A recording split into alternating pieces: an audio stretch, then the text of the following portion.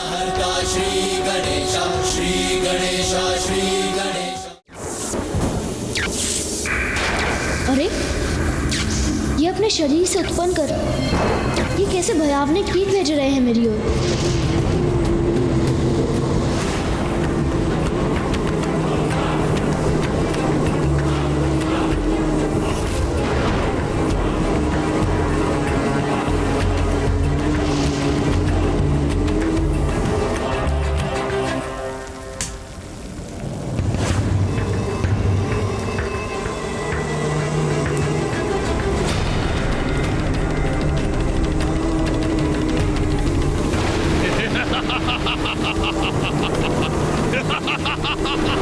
अब तो इनकी ध्वनि से मुझे कुछ सुनाई भी नहीं दे रहा है। मुझे चारों ओर से घेर क्यों लिया इन्होंने? ये क्या हो रहा है? इसे अभी रोकती हूँ।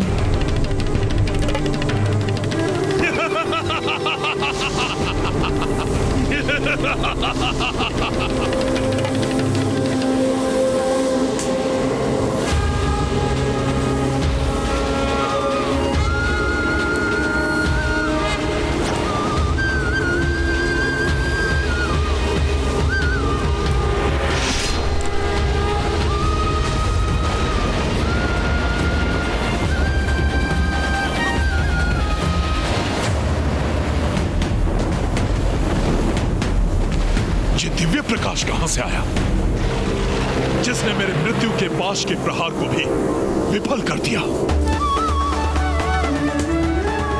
ये जो भी था स्वतः दूर भी हो गया।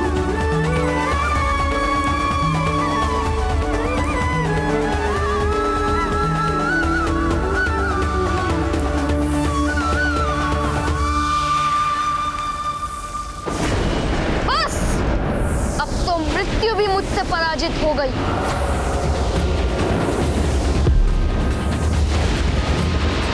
आपने क्या सोचा था कि आप इस भयंकर महिष पर आरूढ़ रहेंगे? यूं ही कुछ कीट मेरे ओर भेजकर मेरे प्राण हर लेंगे? मेरी मां की शक्ति से रक्षित हूं मैं। कोई मुझे पराजित नहीं कर सकता। मृत्यु तो तुम्हारी अवश्य होगी और अभी होगी।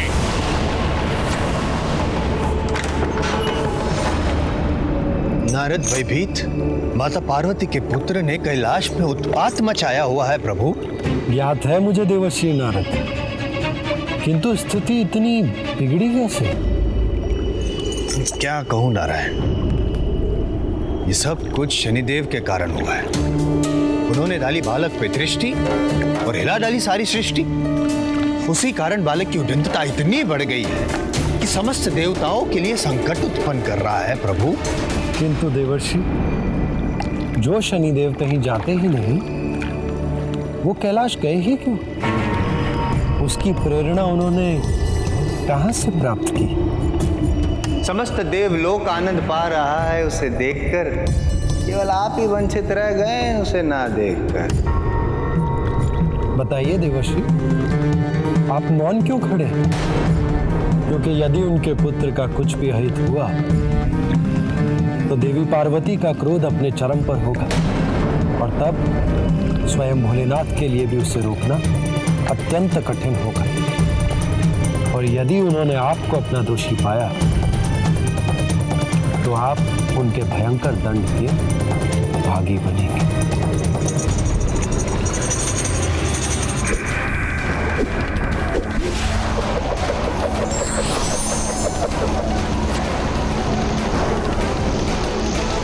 उद्दंड बालक, मेरे पाश का प्रहार कभी विफल नहीं होता।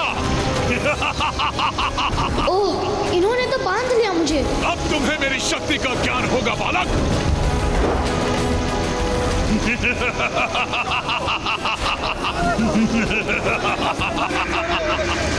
श्रेष्ठ बालक, अब मैं तुम्हें नर्क ले जाकर दंडित करूंगा। इनका यमलोक तो वास्तव में भयंकर है। इतना भीषण दंड जिसके परिणाम स्वरूप ऐसी चित्कार सुनाई दे रही है। ऐसी ही दुर्गति होगी तुम्हारी भी दृष्ट बालक। यमराज से अब तुम्हें कोई रक्षित नहीं कर सकता। नर्क लोक की असहनीय पीड़ा ही अब तुम्हारी नियति होगी।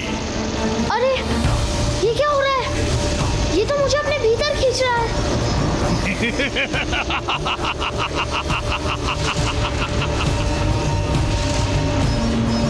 मैंने शीघ्र कुछ ना किया तो ये खींचकर अपने यमलोक ले जाएंगे मुझे।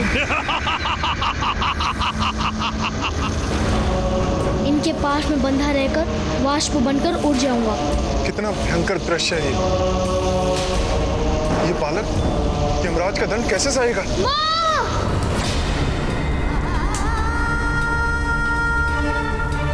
ये कैसी अनिष्टकारी अदृश्य शक्ति जो मेरे निकट आने का दुस्साहस कर रही है। अरे ये मुझे असहनीय पीड़ा हो रही है।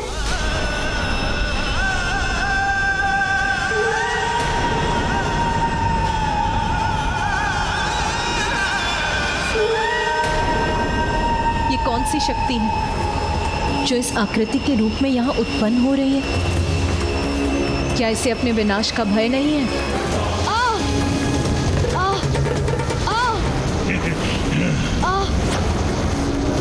आप चिंता मत कीजिए माँ, मैं भवन के द्वार की रक्षा करूंगा। मैं आपकी सेवा करने ही तो आया हूँ ना माँ।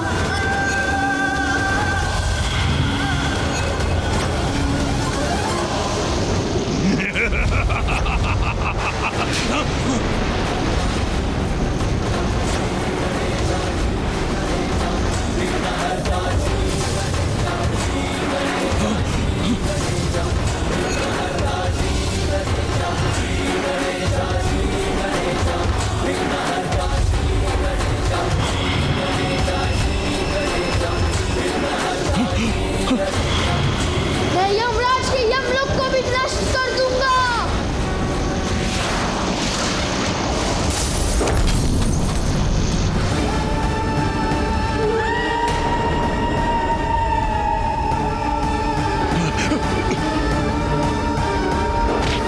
देखिए यमराज, अब आपको भी ज्ञात हो गया होगा कि आप मुझे नहीं रोक सकते। मेरे पाश से मुक्त कैसे हुआ ये? अच्छा हुआ ये आकृति अपने आप ही मिट गई। मिटा दूंगा माँ के आदेश के पालन में आए प्रत्येक अवरोध को। यमराज, मैं आपको आपके इस महिष से बांध दूंगा।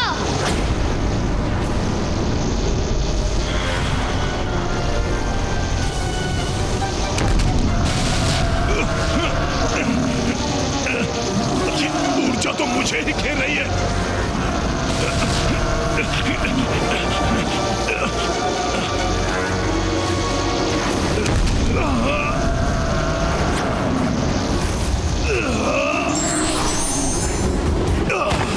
यमराज!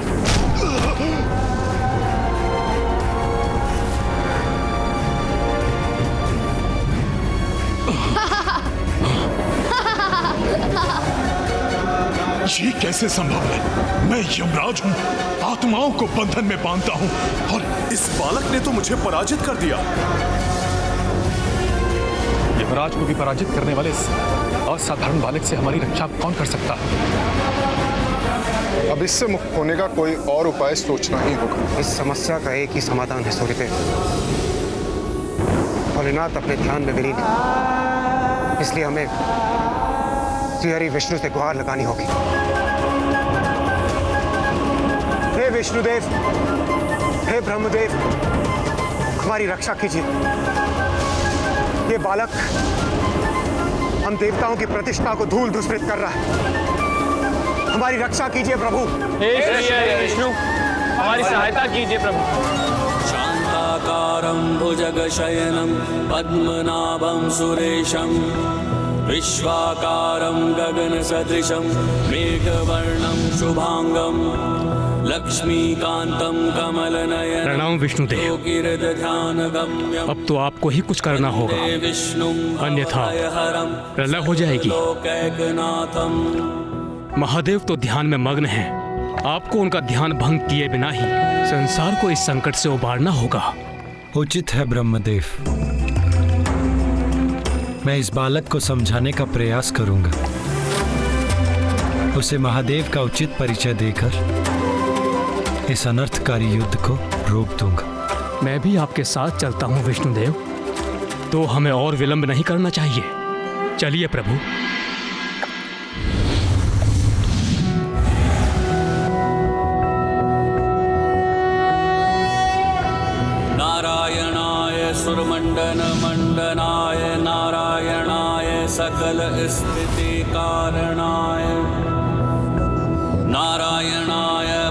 भीति निवारणाय नारायणाय प्रभवाय नमो नमस्ते। अत्यंत अद्भुत है ये दृश्य। ये तो अन्य सभी से भिन्न दिखाई दे रहे हैं। इतने अद्भुत, ये कौन है?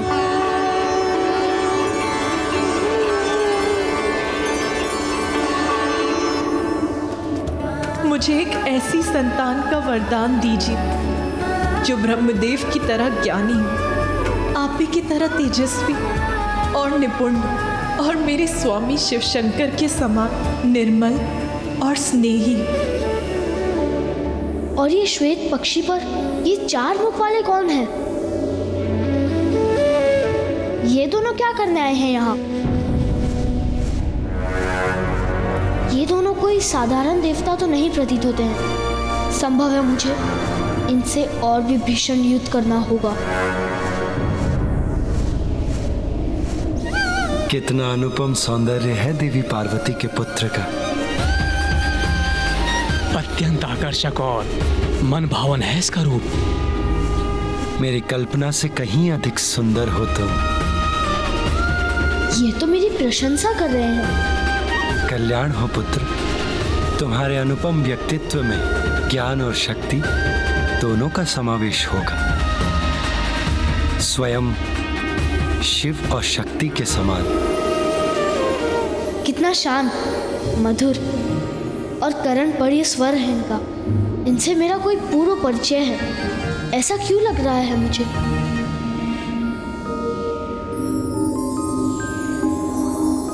किंतु मुझे सचेत रहना होगा। कहीं ये भी मुझे बहलाकर भीतर जाने का प्रयास तो नहीं कर रहे हैं।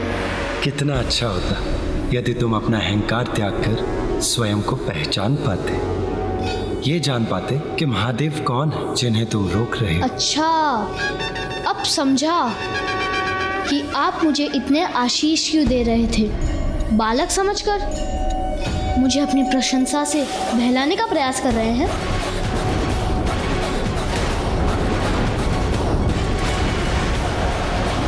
अहंकार ही नहीं, इसकी बुद्धि में तो अविश्वास भी भरा हुआ है।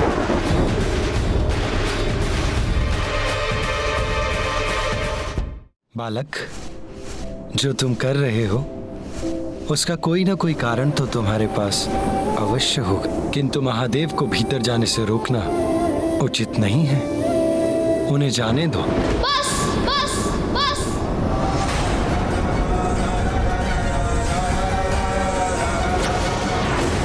अब और कुछ मत कहिए।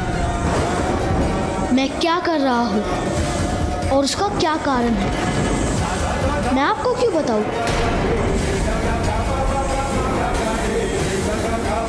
और वो कौन है, भीतर क्यों जाना चाहते हैं, ये मुझे कुछ नहीं सुनना। इतना हठ उचित नहीं है पुत्र। हम तुमसे बड़े हैं, हमारा कहा मानना तुम्हारा कर्तव्य है। पुत्र, तुम्हारे शुभ चिंतक हैं हम, इसीलिए तुम्हें समझाने का प्रयास कर रहे हैं। व्यक्ति का हठ उसके विनय को हर लेता है, और जहाँ विनय नहीं वहाँ विनाश अवश्य होता है। इसलिए अपना हठ त्याग दो, अन्यथा उसका अवश्य ही कोई भारी दुष्परिणाम होगा। हम तुम्हारा हित चाहते हैं, तुम्हें कोई हानि नहीं पहुंचाना चाहते। अच्छा, सच? आप मुझे हानि नहीं पहुंचाना चाहते?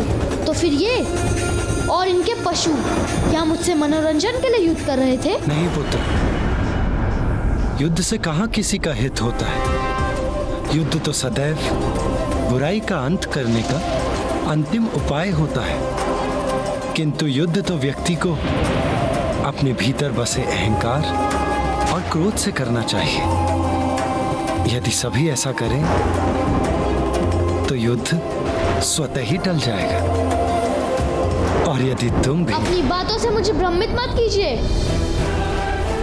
ये युद्ध अवश्य टल जाता यदि आप और आपके कृपा पात्र मेरे कार्य में विघ्न नहीं डालते और मुझे अकेला छोड़ देते। सुनो पुत्र, इस समय एक ही बात महत्वपूर्ण है कि तुम अपना हट त्याग कर महादेव को भीतर जाने दो। यदि तुम्हारी माता ये बात सुनेंगी कि तुमने महादेव को भीतर जाने से रोका है तो वो प्रसन्न नहीं होंगी। मेरी माँ को इस रिवाज में मत लाइए। इतने समय से सभी को यही समझा रहा हूँ कि मैं अपनी माँ की ही बात सुनता हूँ और उनका आदेश कदापि नहीं टल सकता। बस बालक,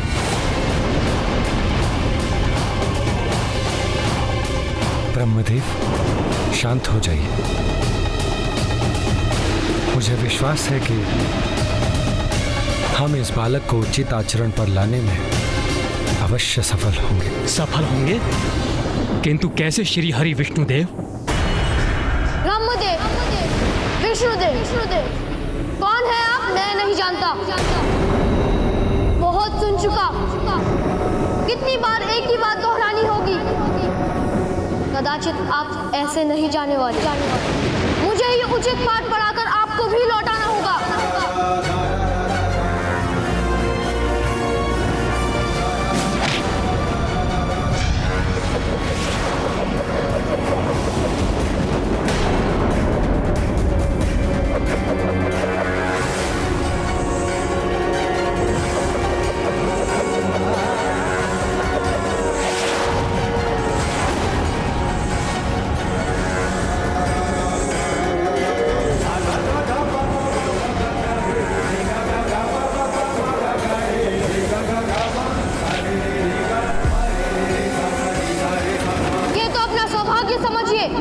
कि मेरे वार से बच गए।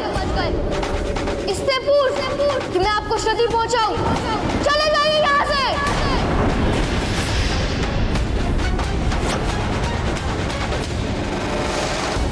रुक जाओ बालक, हमसे व्यर्थ संघर्ष मत करो। मुझे जो करना है वो मैं करके ही रहूंगा।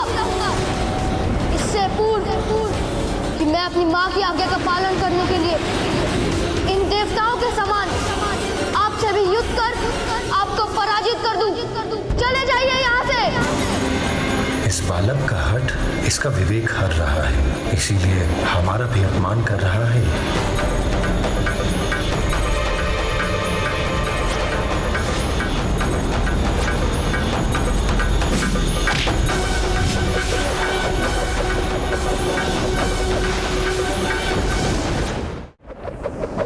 गरुड़, आप जो भी करें उससे इस बालक को तनिक भी क्षति नहीं पहुंचनी चाहिए।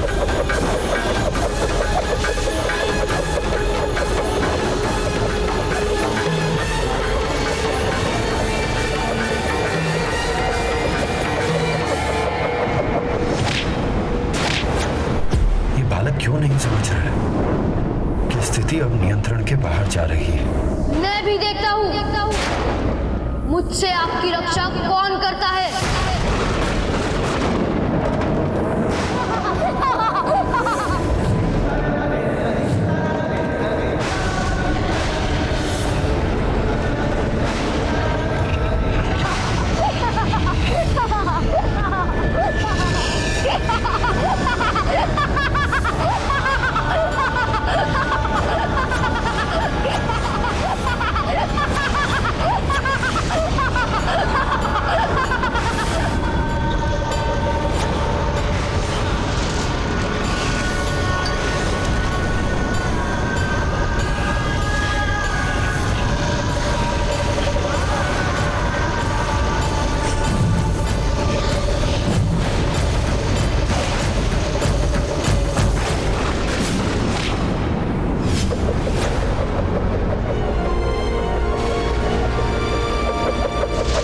ये क्या किया इस बालक ने?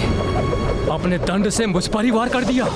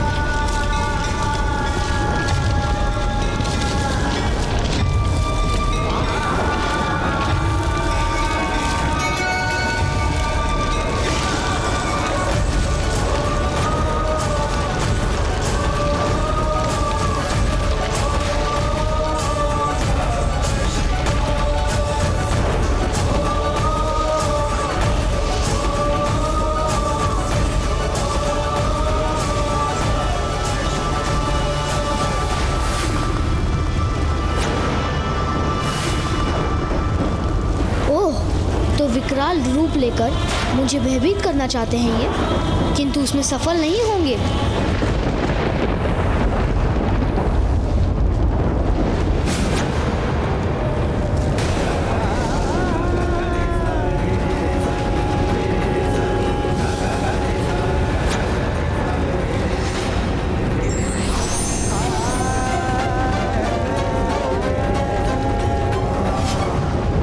बस बस